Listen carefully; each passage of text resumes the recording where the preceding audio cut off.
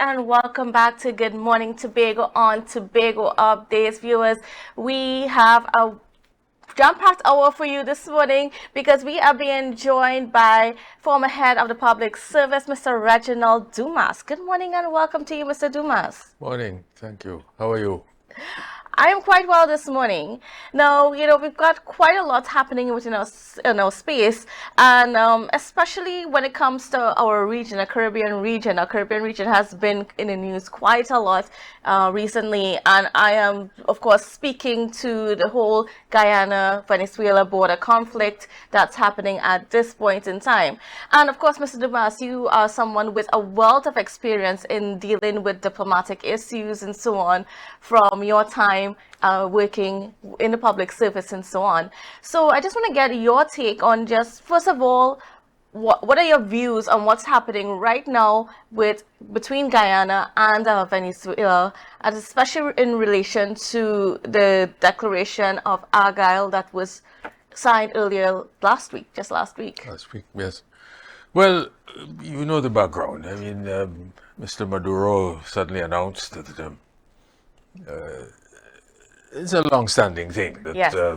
two-thirds of Guyana, as far as the successive Venezuelan governments are concerned, two-thirds of Guyana belongs to Venezuela.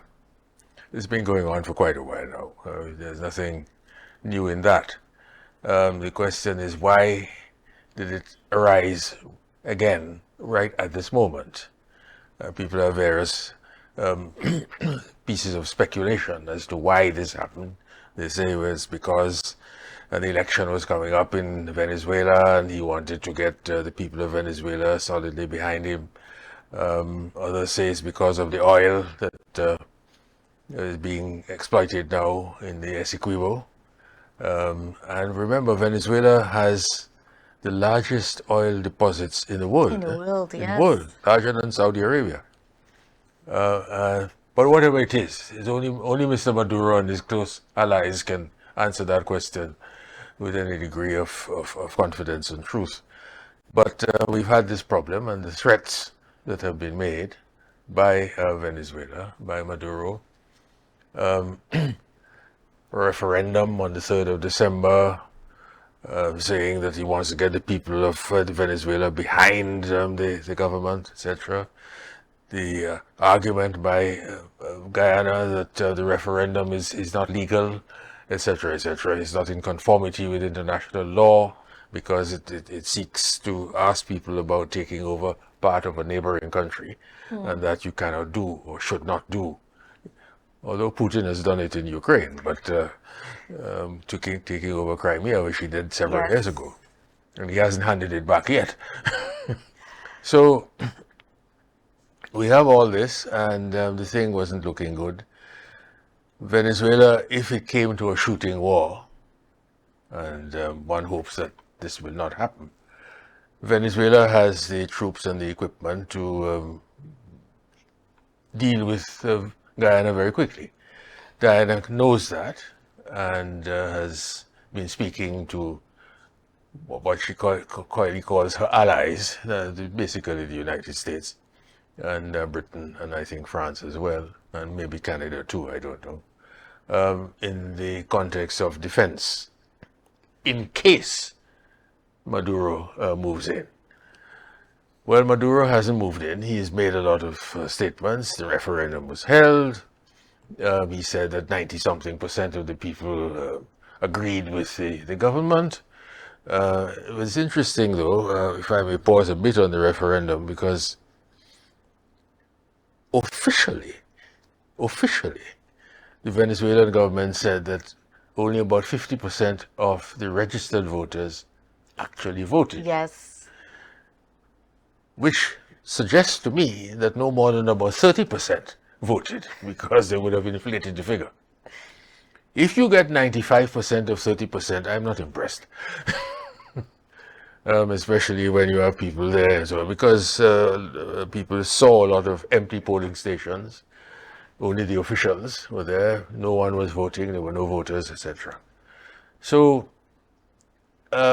this led to Argyle and the role of Ralph Gonsalves who at the moment is the interim chairman of the group called CELAC, which is the Community of Latin American and Caribbean States. And the meeting was held in Argyle last Thursday, as you know. What I think was important about what came out of the meeting, the declaration, was really two things, to my mind. One, that the two sides, that is Guyana and Venezuela, said that they would not resort to force or the threat of force. Well, Guyana has no force ready, but, you know.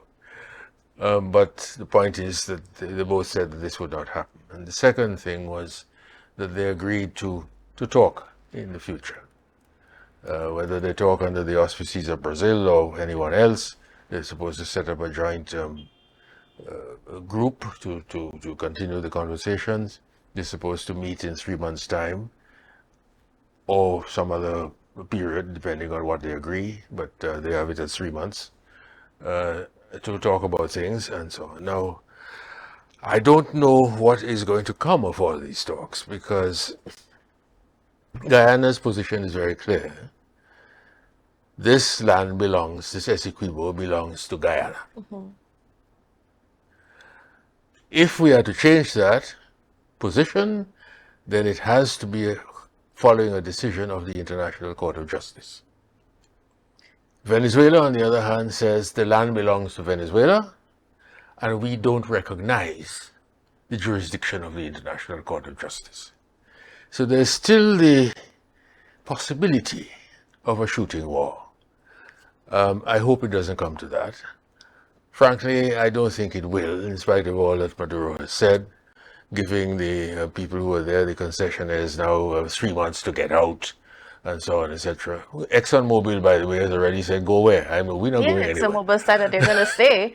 Yeah. So, but I want to get to your perspective on something as well. So, in 1966, there was another arbitration that happened around that time. What can you tell us, what about the atmosphere at that time when that decision was made to, enforce, be like, this is the boundary of Guyana, Essequibo region. Well, it wasn't quite as clear cut as that.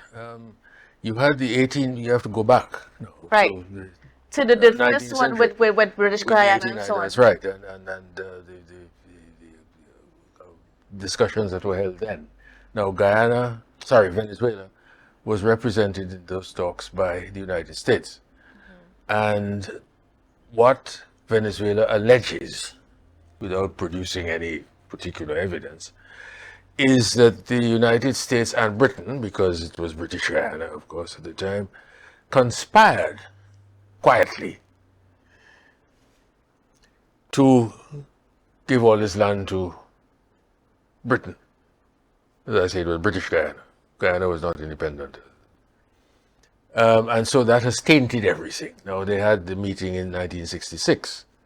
It was Britain again, Venezuela, and Guyana was there because the agreement is signed by the late president of Guyana, Forbes Burnham. And the agreement was not, they didn't decide who owned what or what should be on whose side. What they decided was that they would talk again.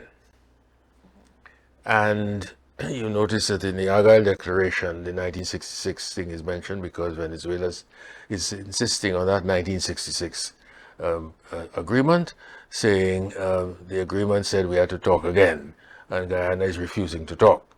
So we have to talk. So that the Argyle thing would have, in a way, helped Maduro by saying, okay, here we are, we're talking. After all the fuss on the part of Guyana saying that we don't want to talk, there's nothing to talk about. So we'll see, but the situation still remains dicey. Yes. Because we do not know what Maduro and what the Venezuelan government is going to do. The day before the Argyle meeting last week, they met on Thursday, and this was on Wednesday last week, a week ago. The Venezuelan government put to the Venezuelan parliament a budget which included money for the administration of the Essequibo region. And then Maduro, having done that, goes off to St. Vincent for the meeting the following day. So they haven't given up. They know, of course, that if they start moving into the Essequibo, the Americans will react. You have an American company, ExxonMobil, is operating there. ExxonMobil already said they're not going anywhere, and they would not have said that unless they had the say-so of the United States government. Maduro knows perfectly well that in a shooting war between Venezuela and the United States, that's the end of Venezuela. I mean, the United States will lick them up. And since Venezuela is not entirely popular already in Washington, there might be some people in Washington itching to go to deal with Maduro. So he's in a strange situation, and I want to see what he's going to do. But as a Caribbean, especially as CARICOM, what do you think about, just the stance that we took in terms of, bringing the two men to the table, the two countries, in essence, to the table, and seeing if we can have that mediation and get to some kind of resolve to prevent a possible war right in our backyard? Well, it's always best to talk, because that postpones the possibility of conflict. So it's always best to talk. Mind you, they've been talking for a long time. They still haven't arrived at any conclusion. 1899 and 1966, we're now virtually in 2024, and they haven't arrived at any conclusion. But CARICOM supports Guyana. Trinidad and Tobago is part of CARICOM. Therefore, Trinidad and Tobago, in line with the CARICOM position, supports Guyana. Venezuela is there. Ralph Gonsalves, as head of the interim head of CELAC, and as CARICOM Prime Minister himself, has played not a mediating role, because there's no mediator. He has played a facilitating role in bringing the sides together. There is no mediator. I heard people here talk about why doesn't Rowley act as mediator. That is a nonsense argument, because if Rowley as Prime Minister of Trinidad and Tobago is part of CARICOM, that means that CARICOM is on this side and Venezuela on that side. You cannot have someone if you have a dispute, from one party of the dispute mediating. That is a nonsense. You have to bring someone in from outside. So, and hence, Gonsalves is very clear. He's CARICOM too. He's not mediating, he's facilitating a meeting between the two, which he did, and talks will continue, which would continue to involve Gonsalves and Skerrit, who is the current chairman of CARICOM from Dominica, and the Brazilians. So, are you hopeful at all that these meetings would amount to anything, especially with, some of the messaging that we're seeing coming out of Venezuela? I am not. One must always live in hope, but one also has to be realistic. If this thing has been going on since 1899, and we are now in 2024, and there has been no solution yet, I cannot be optimistic that it will be resolved in another few years. All I can hope is that there will not be a shooting war, that the current situation of a standoff will continue, but I don't know, because Maduro has his political pressures in Venezuela. He's not extremely popular, obviously. You see the number of people who have left Venezuela, including to come to Tobago, Yes. and the number of Venezuelans here in Tobago. but mostly heading for the United States. In the millions, they go to Colombia, they go to Brazil, etc., etc. They go through the Central American jungles in order, by foot, in order to get to the United States, putting Biden under pressure because the Republicans are now saying there are too many of them coming in. And Mr. Trump used, if I may say so as an aside, used the most unfortunate phrase just a day or so ago when he says they're coming in and poisoning our blood. All these immigrants coming from Africa and Latin America and so on. In other words, the purity. This is Hitler talking, eh? The purity of our blood. And you know what that means. Certainly. But I also, I mean, just before we get to the break, want to get to this point of, because Venezuela is not recognizing the ICJ, and we know that, I mean, the majority of countries in the world depend on the ICJ to settle these matters. If the ICJ cannot be that authoritative body, if Venezuela is not going to recognize them, then who should we depend on? Who should we look to for that, mediating body? I don't know, if it's, who should make the judgment? That is the problem. Yeah. That is the problem. Guyana says that she will abide by whatever the ICJ says. So would Maduro if the ICJ comes out on the side of Venezuela. With all his talk now. And he actually sent his vice president to earlier this month when they had the period before and when Guyana went to the ICJ on the question of the referendum. And then boasted afterwards that the ICJ did not say that we should not have the referendum. So in a way, he's still recognizing the ICJ without actually saying so.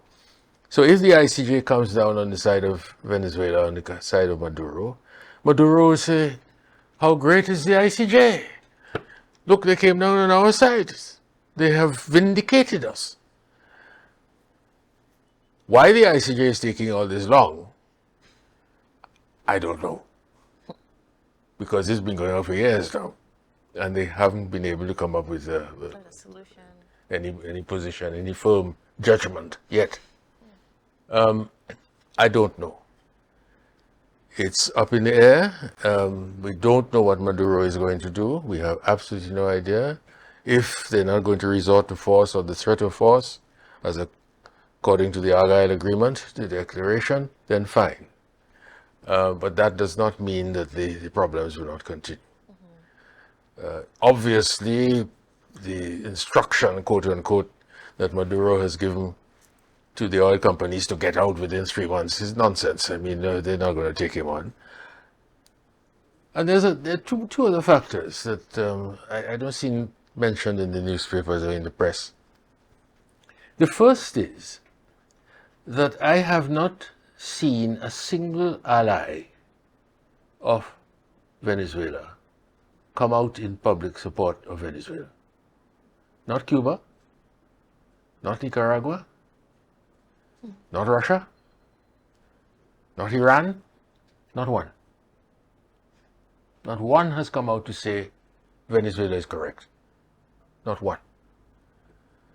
And you wonder about that, and if this hasn't had an impact on the Venezuelan thinking, because when you look around and your allies aren't there, what do? Whereas, with the case of Guyana, the Commonwealth has come out in support of Guyana, the OAS has come out in support of Guyana, CARICOM, of course. Canada has come out in support of the United States has come out in support of Guyana. Who are Maduro's allies in this battle? And the second thing is that that struck me is that one of the companies, the oil companies prospecting in the Essequibo at the moment, is Chinese. Yes. You tell the Chinese company to get out, you tell the American company to get out, you're brave, because you are now confronting two of the most powerful countries in the world, the United States and China. you have to be brave. Certainly interesting times. And, just before we go for the break, what should be our position now?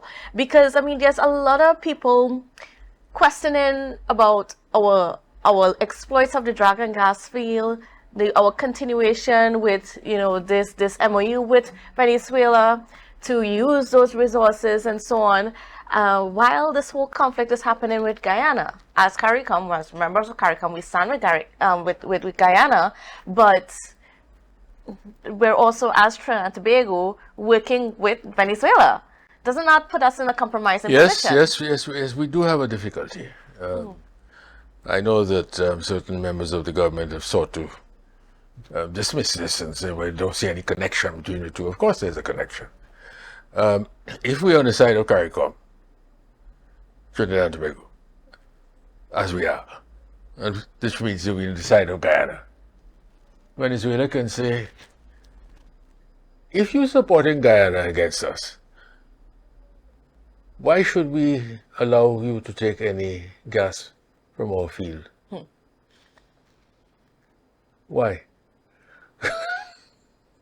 So we have a difficulty. I mean, it's something you have to balance. I don't know how good a negotiator Mr. Stuart Young is. I have absolutely no idea. He seems to be doing okay, but I mean, it's however good you might be, when you run up against certain realities, your brilliance may not mean anything too much. So that Maduro could say,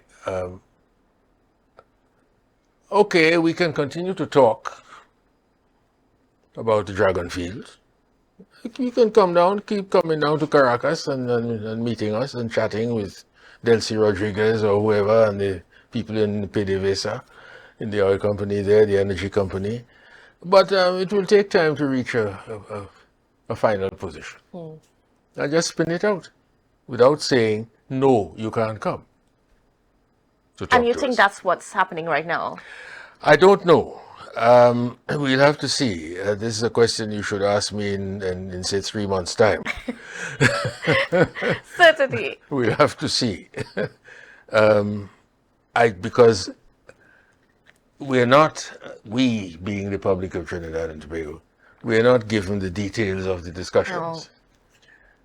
They will say, okay, you can't go talking about what is happening, etc., because you don't want to affect the flow of the discussions, etc. And that's fair enough, I understand that.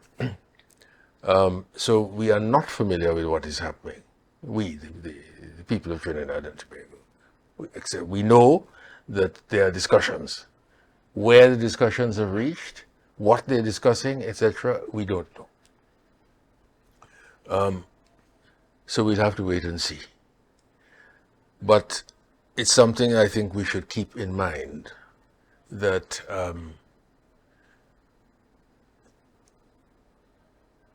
the possibility exists that the Venezuelans could simply drag things out without actually saying no to us.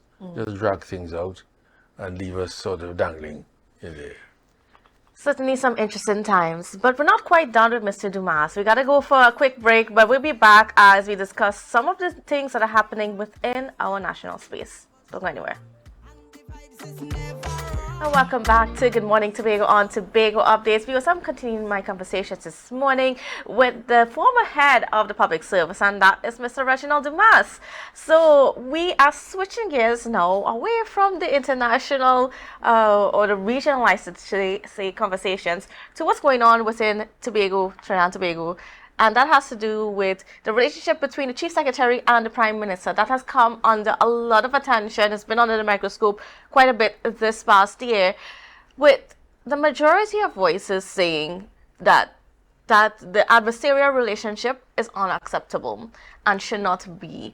What is your take, just looking back on all that has happened throughout the year, all that has been said on both sides? How do you feel coming down to the end of 2023, going into 2024, about our relationship between the THA now and the central government? Well, I feel a bit apprehensive.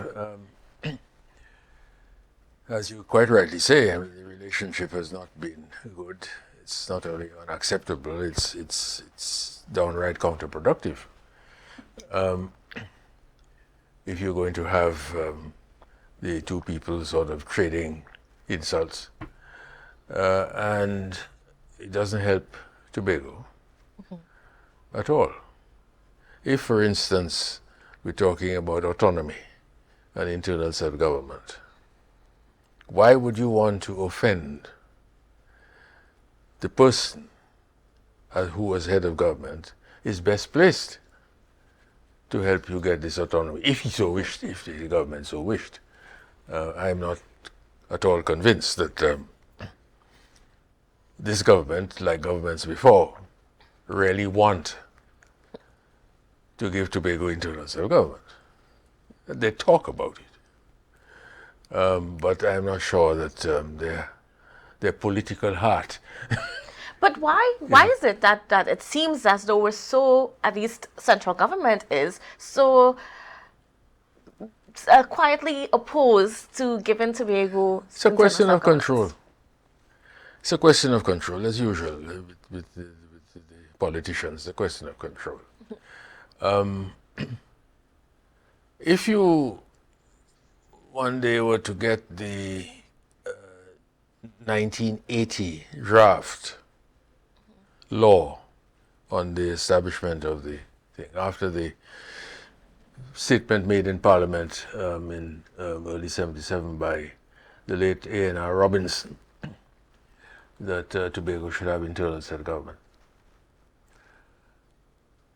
And the Prime Minister at the time, Eric Williams, set up okay, fine, we'll talk about it, and so on, and they then instructed an attorney, Lionel Simongal, to draft something, draft a bill on this question of internal self-government.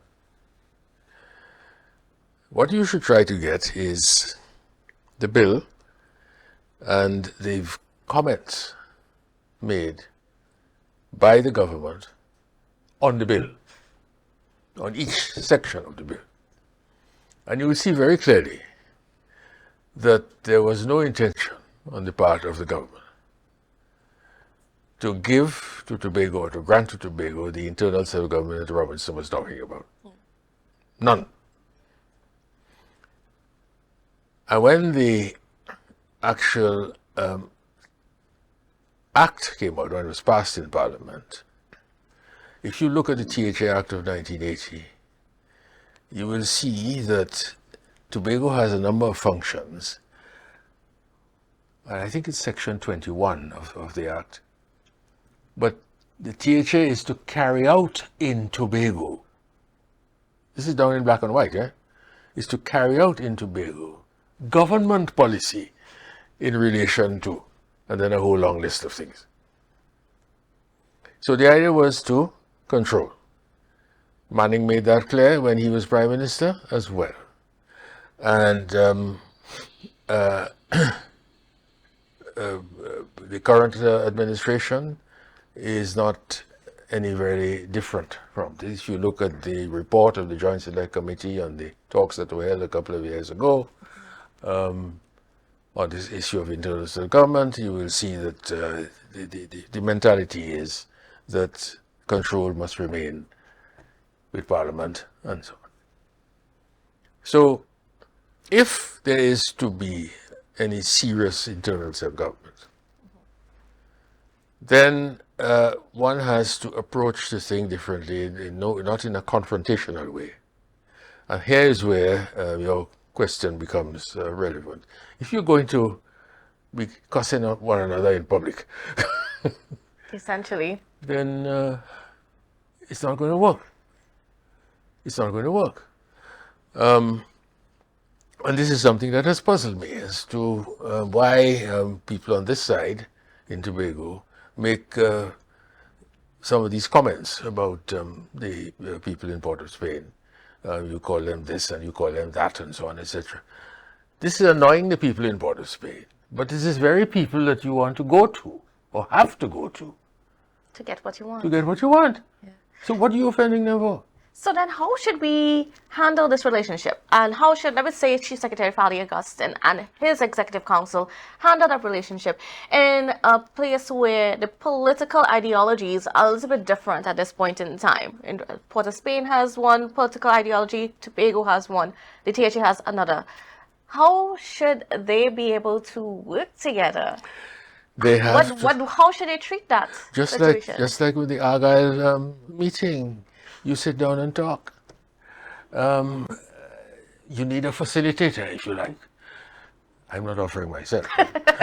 I was just about to ask. You need a facilitator, not a mediator. Facilitator. Say, well, look, you go to each side and say, well, look, can we sort of try to get a basis for a serious conversation? And then you meet and have a conversation. You have to talk. Like in life generally, you have to talk. You can't just go confronting and say, I am bigger and more powerful than you, because that generally doesn't lead anywhere. You have to talk, sit down and talk. And for that, you need a facilitator. Maybe we should bring in Ralph Gonzalez, I don't know. And see what can be done about it. What are the things? One aspect of the confusion is the current THA Act, the 1996 Act, setting up the modern THA, which I have always regarded as one of the most awkward pieces of legislation and confusing pieces of legislation that one could think of. The particular reference, they have something called the fifth schedule, and they have areas of responsibility for the Assembly. One of the areas, for instance, is air transportation. Does this mean that Tobago is responsible for Caribbean Airlines? Well, it doesn't seem so, because we had a discussion and it's clearly, well, of course, it said that central government Yes, of course, it's central is the one that controls that. government. So and there's no jurisdiction for the THA. That's right. You have one of the, another area is licensing. Licensing of what? Just licensing, just mark licensing, full stop. Licensing of what? Of cars? Of vehicles? Of rum shops? Licensing of what? The thing is vague and confusing, and has led to no end of confusion, because the THA people say, well, we are entitled to this because it's on the fifth schedule. And then the government points to one of the sections of the Act saying, yes, but all this is subject to Section 75. Yes, subject to Section 75, which is the cabinet. Yes. So all we do is go around in circles. If you have to talk, and we have to talk sensibly. We have to go sitting down and talking, look, this is the situation, we would like such and such. Maybe you might disagree, but let us talk about such and such and see what kind of arrangement we can make, what kind of conclusion we can come to with regard to the thing. Otherwise, we will just continue going round and round in circles. Now, you made an interesting point a little bit earlier in the sense that maybe now is the time to bring somebody from outside, and you suggested with Dr. Ralph Gonzalez from St. Vincent as somebody to mediate. Should we really consider not to mediate, to facilitate. But to facilitate. facilitate. I mean, should this be our position right now? Like, should we really? Because it's. I think we have the wit to sit down. I don't know that we really need a facilitator. If we really are serious about arriving at some kind of conclusion, we can sit down and talk among ourselves. But it is a question, remember, of the basic mindset. Who wants what, basically? If Tobago wants international government as has been put forward by, say, Hochar Charles or by Robinson before him, or by Orville London when he was there, or by Fali Augustine, and the central government says, well, you talk about independence, aren't you? I mean, you, you don't really want international government, you want independence. And Tobago says, no, we don't want independence, we just want to be able to run our own show up to a certain point. We know that we can't run foreign affairs or anything like this, but where certain aspects of internal affairs are concerned, I mean, we would like to be able to have our own say and make our own decisions for Tobago. There are overlapping things like the transportation thing, for instance, because you have sea transportation, air transportation. We can sit down and do this, but if we come with the mindset that on one side, I am not going to give you this, and on the other side, you better give me this, or else, we're not going to arrive at any conclusion. We're going to be like the Venezuelans, And Guyanese. maybe in 21-24, we might still be talking about how we arrive at internal self-government. We have to sit down in a serious way, and which we have not been doing because we've been too emotional in this aspect. Emotion is always a dangerous thing when you come to discussions at this kind of level. If you're going to involve your emotions and say, Tobago used to have this and we are entitled to that and so on, you're not going to get anywhere. You have to sit down and say, well, this is the situation, this is what we would like, this is how we would like to get it, and so on. This we have our position, so we sit down with the central government and say, can we talk now? Now, I just want to ask you this because this has come up quite a bit as people have been viewing and just taking in all that's been happening between the Chief Secretary and the Prime Minister.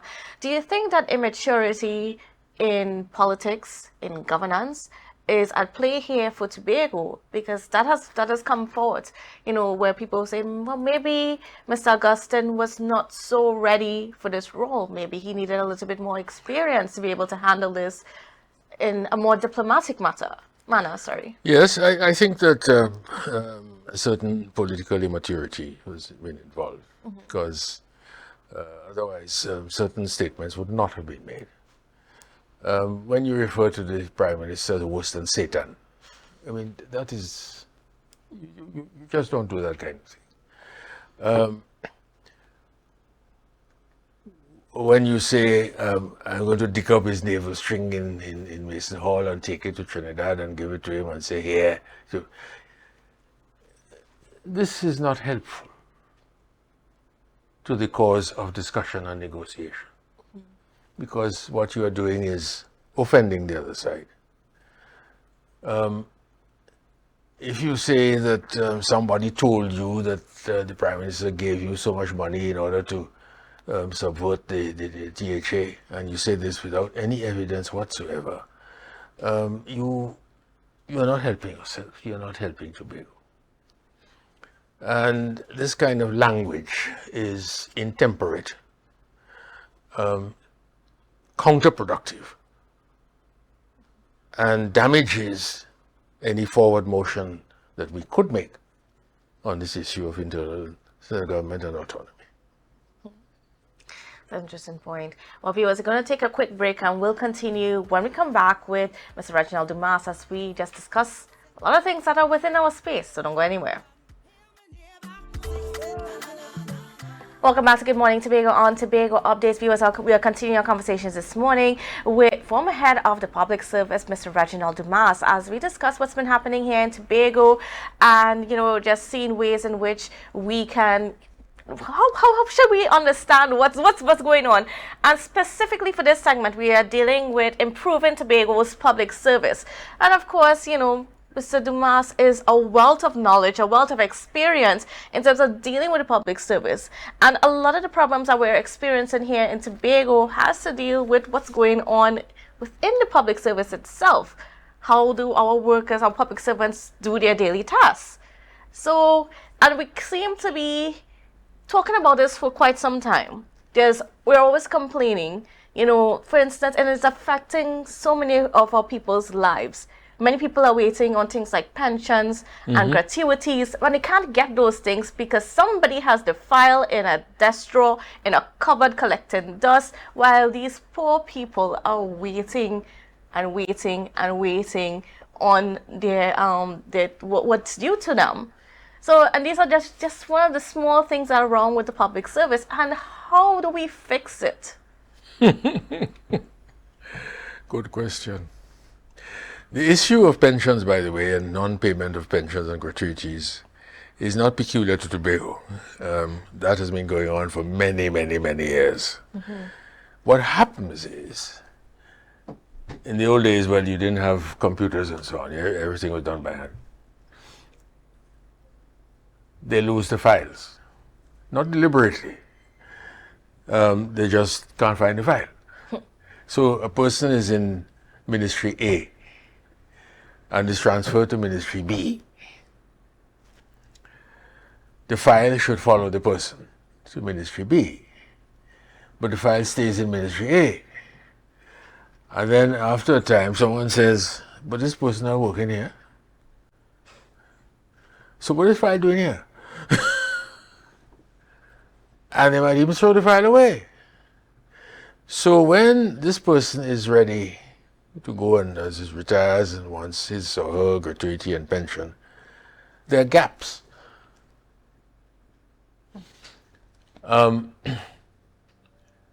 I was among those who were lucky from this point of view, because I worked only in the Ministry of External, then subsequently Foreign Affairs.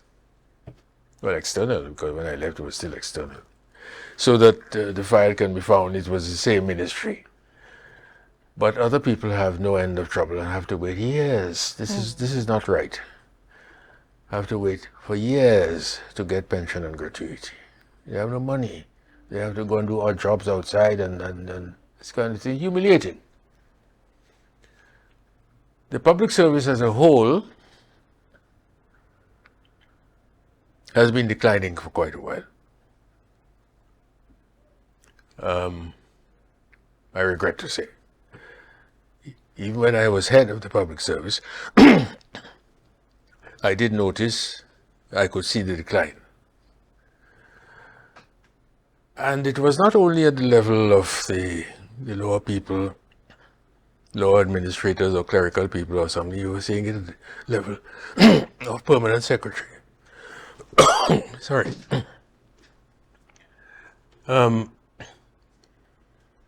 I remember one permanent secretary that I had to call in because I came to realize, was going to his minister. He wanted to ingratiate himself with the minister. And so he was going to the minister and telling him he was entitled to all kinds of benefits that the minister was not entitled to. This is the permanent secretary, or he was acting permanent secretary at the time. He wanted to become a permanent secretary. So he felt the minister would nominate him, recommend him for the post of permanent secretary. And this came to my notice, and I summoned him. I said, what in God's name are you doing? In fact, I remember having to going to the Prime Minister, Robinson at the time, and saying, look, I'm sorry to say this, but this fellow in Ministry X has been misleading your minister. So if the minister comes to you and says that he's entitled to this and entitled to that, just tell him he's not. Now, this ought not to have happened. But it was all part of the decline. People started playing games. And the politicians were now backward in helping them play games, especially political games. You know, if you do so and so, then you never know what could happen, etc., etc. And so there has been a decline. There's absolutely no doubt about that.